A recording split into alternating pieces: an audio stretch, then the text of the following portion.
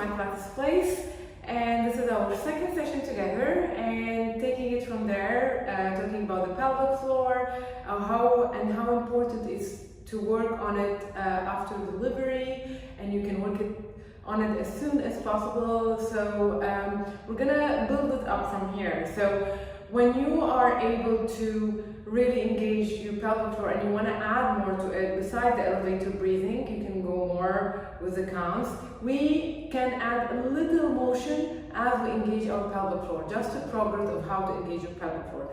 And for this part that we're going to start with, again, as you progress with your pelvic floor, you can go from there and do it. It's few exercises that I'm going to share with you here. And you're very gentle, and it's okay to work with it just after delivery whenever you feel like it. Don't push on yourself, and always listen to your body, of course. But this is a way of how to progress with your pelvic breathing, and we're gonna be adding some more of pelvic stability here to make sure you're not swallowing your pelvis as you move. And to do that, you have to really engage your deep core, which is your pelvic floor and your TVA. So just to make it short, I'm going to start quickly with like little few exercises here, and then we're going to add on to it. So you're going to lie back, again neutral spine. So I'm not arching my back totally, and I'm not imprinted. So I'm having a small arch in my lower back, and this is your neutral spine. And you have to have a neutral pelvis in this position. So to have a neutral pelvis, meaning your triangle here, your hip bone and your pubic bone are on the same level. You can make a triangle with your hand and place it here and make sure you're even and you're not shifted on one side. Again, with the neutral spine, where you have a small arch in your lower back, your back of your rib cage are relaxed down, and your shoulders and your head are relaxed down. So you're not flexing your neck in, you're not overextending it. Totally neutral and relaxed spine. Your feet are hip distance apart, and your hands are relaxed to the side of you. We're going to start with pelvic floor breathing and pelvic floor exercise, the normal one that we shared in our first session. So you're going to take a deep breath in, inhaling, just filling your rib cage with air. And then exhale, engage your pelvic floor, the pure belly, your TVA, your rib cage are engaged together. And then you inhale, release all the way from up to down. And exhale again. And inhale. And you can have your hand in your rib cage. So when you inhale, you slide this rib cage to the side. And then when you exhale, you're knitting your rib cage together. And again, inhale. And then exhale. And you're internally engaging your pelvic floor. Okay, using the tips we shared before. Now we're going to add to it. You're going to drop one knee to the side as you do that. So you're going to take a deep breath in. And then as you exhale, you're going to engage your pelvic floor and drop one knee out to the side without moving your pelvis. So if you feel that you're moving your pelvis, you need to go a little bit higher with the knee.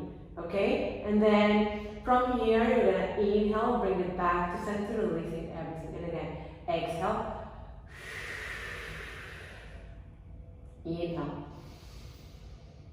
Exhale. Inhale. Exhale. Inhale. So this is one gentle exercise that makes sure you're engaging your pelvic floor as you start moving around a little. You can add a little to it by having your hands up to the ceiling, and we can drop one knee and the arm as we engage. Why we're adding the arms? To make sure we're not thrusting your ribcage. This helps you to engage your core more. As you notice your ribcage is flaring up, you're going to engage it more in. You're going to breathe in here to fill your ribcage with air. Then as you exhale, you're going to drop the knee back, drop the knee to the side, sorry, as you take your hands to the back. And then inhale, center. And again, exhale here. Inhale. Keep going with the knee only for like 4 to 6 reps, and then you can add the hand and do another 4 to 6 reps. And as I mentioned, this is kind of progression to what you just worked on, which is your pelvic floor and engaging your inner core and trying to reconnect with your body and your deep core. Okay, so these are very easy exercises. You can and very gentle, so you can do them whenever you feel like doing them. They're not going to affect anything. And if you suffer from abdominal separation, pelvic floor exercises with the breathing and the visualization and the elevator breathing, as well as what we shared now, is really good to reconnect and help you with reconnecting with your inner abs and smaller and making your gap smaller as you go on with these exercises. You just need to be consistent, you need to be focused, and you need to do it more often. Like on daily basis, I would recommend, like after a while you're gonna feel a huge difference. And you really need to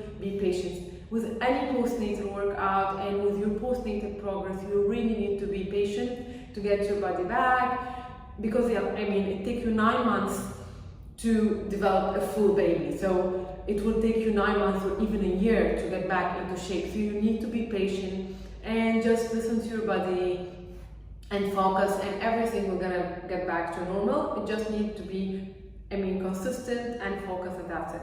Okay, so I'm gonna be sharing now like more further exercises that you can work on your core in an indirect way. And at the same time, it's really helpful for people with abdominal separation, because when you start working, even if you have a green light from your doctor to start working out, I would recommend to avoid for like 2 months totally direct core work, which means doing crunches, like curl-ups and crunches.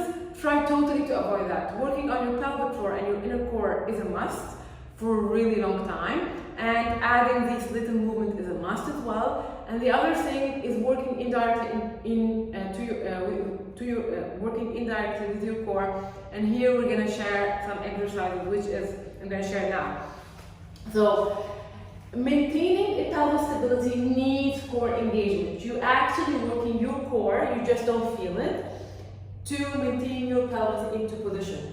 So with these exercises, we're trying to keep our pelvis level, so we're not shifting to one side, we're not falling on one side, and we're not releasing our lower back, we're not rounding our upper back. So we really need connection here in your core and in your deep and your abs, in your deep core and your abs, connecting your rib cage and your hip bone.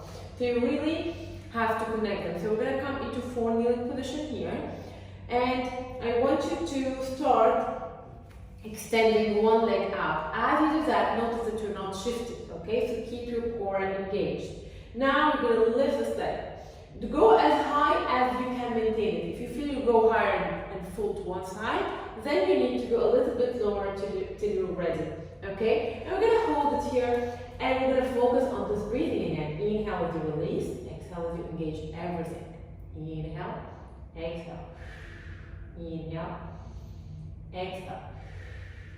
Try to have the weight even on both shoulders, so you don't compensate with your shoulder as well. And you should keep going with this, holding and exercising for like 8 reps, okay? And then when you're ready, you can take it further. You can add the arm. And then you have opposite arm, opposite leg, and you're gonna lift it and hold again. This is more challenging to your pelvis, and you need more core engagement and pelvic floor engagement. So you're gonna breathe in, breathe out, breathe in, breathe out, breathe in, breathe out.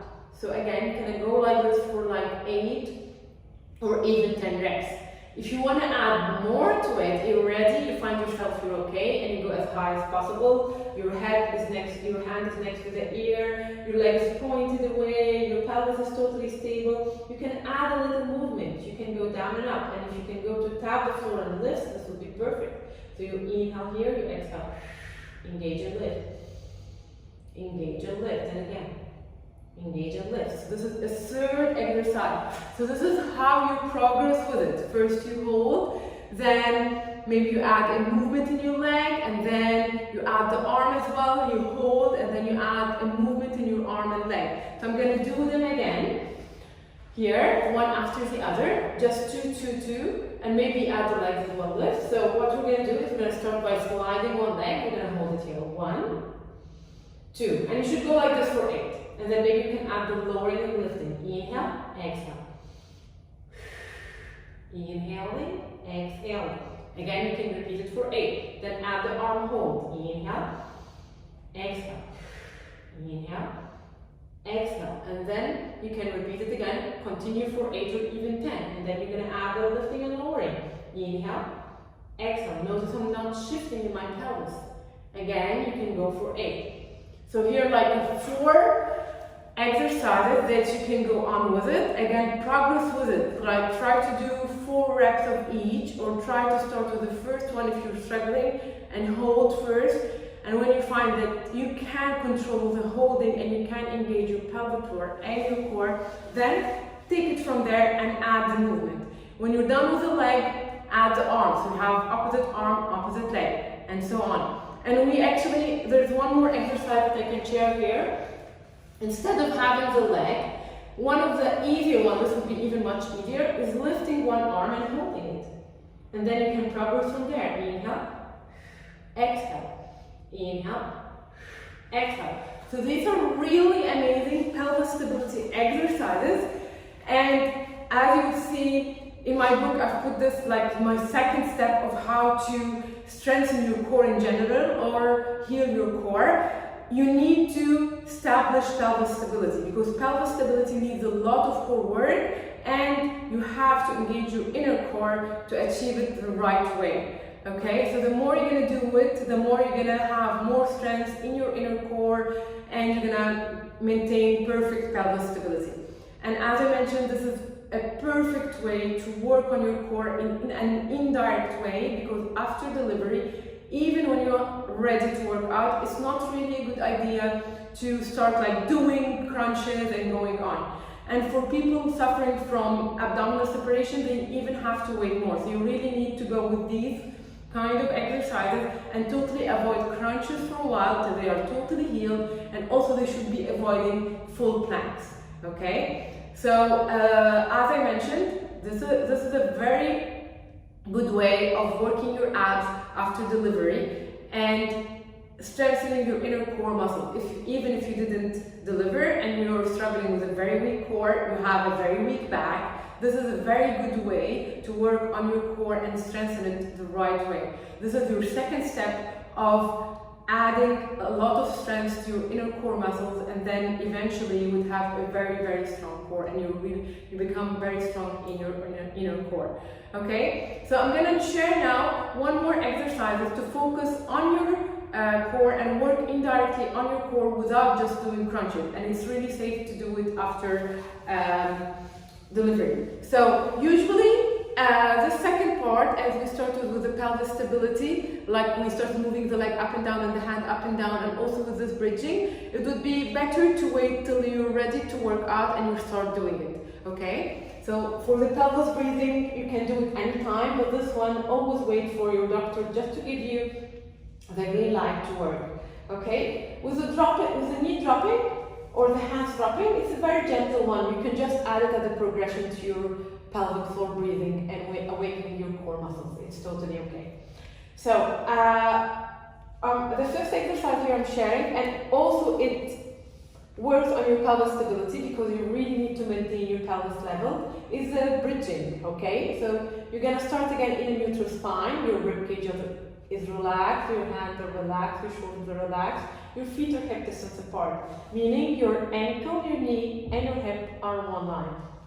You're gonna take a deep breath in, filling your rib cage with air. And this exercise, it's good to start with an imprint, meaning you move your pubic bone to your belly button by engaging your pelvic floor, your inner thighs, your glutes, and your lower belly to reconnect with your lower belly to protect your back. And then you start using your core more, pulling it back to your spine as you start lifting and articulating your spine up. We aim for a nice line from the knee to the shoulder, so you're not falling down with the hips and you're not thrusting and popping up with the hips as well. A nice line, your glutes are engaged at the top, your pelvis is leveled, your hands are heavy. So the weight is moved to your shoulder here.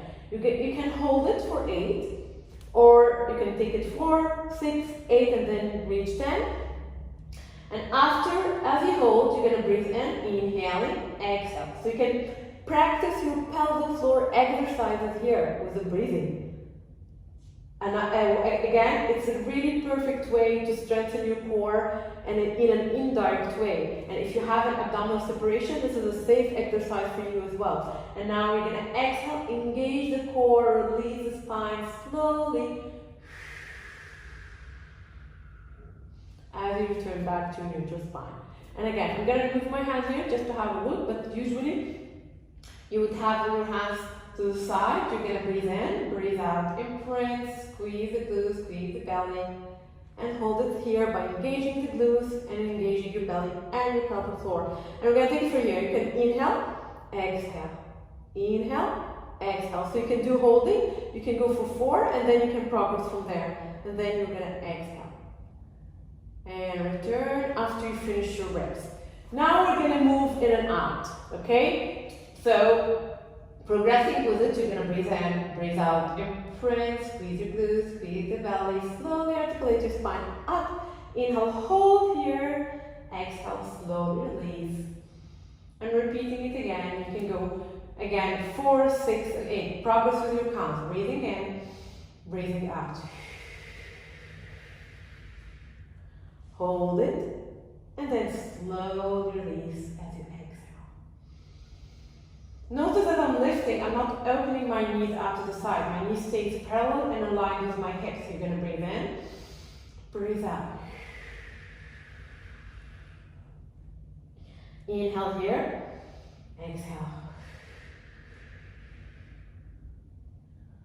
You can add now, progressing with it, you can add your hands. Okay, again, so when you go up, try not to thrust your rib cage, and you're taking, usually the hands would help you down with some of the weight, but now you're having it up, so you're really focused on your glutes and your belly to get engaged and lift you up. So you're going to breathe in here, breathe out.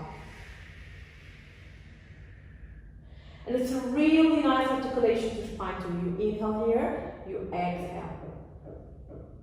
And then release it to neutral spine. And again, inhaling, exhaling, imprint, squeeze your glutes, squeeze the belly, start bridging up and holding. Inhale here, exhale. And return. So again, progress with it, go for 4 and then up to 6, 8, and 10. And then you can combine them all together and have like 15 minutes of a workout. If you're doing starting with your breathing and then add a little movement to your pelvic floor, breathing, and then going for pelvic stability on your fours, on hands on your knees, doing the full series, and then doing the bridging. Then you're gonna be having like a full workout for 15 minutes, like just build it up a little bit by bit. And then if you can do it daily, like for 10-15 minutes, this would be perfect, and it's gonna really help you a lot to progress with your core and get it really strong. Even if you're doing, like after you're ready to work out and you're gonna start working out in another way, give yourself 10-15 minutes to do this, because it's really gonna reinforce the core and your pelvic floor, because you need it, and you need it your whole life, not only to heal from your pregnancy or so. Because as a woman, we, even as we age with the menopause and everything, our pelvic floor gets weak. So we really need to keep it strong to prevent prolapse longer on. Or if you have it already, it helps you to stabilize the situation of your prolapsing, so you don't get much pain as you used to get it when you're not working on your pelvic floor and your core strength. So hope you like this session, and please leave any question if you have any inquiries. I would love to go through them. As I mentioned, this is like the second stage of working on your pelvic floor and your inner core and healing and regaining core strength after giving birth. I have more of it on sharing it in my book, so if you are interested, you can go and check it out as well. And just wait for our third session, where we be focused more on working your upper body and your lower body as well, and how to move it safely after pregnancy. Hope you liked it. Bye.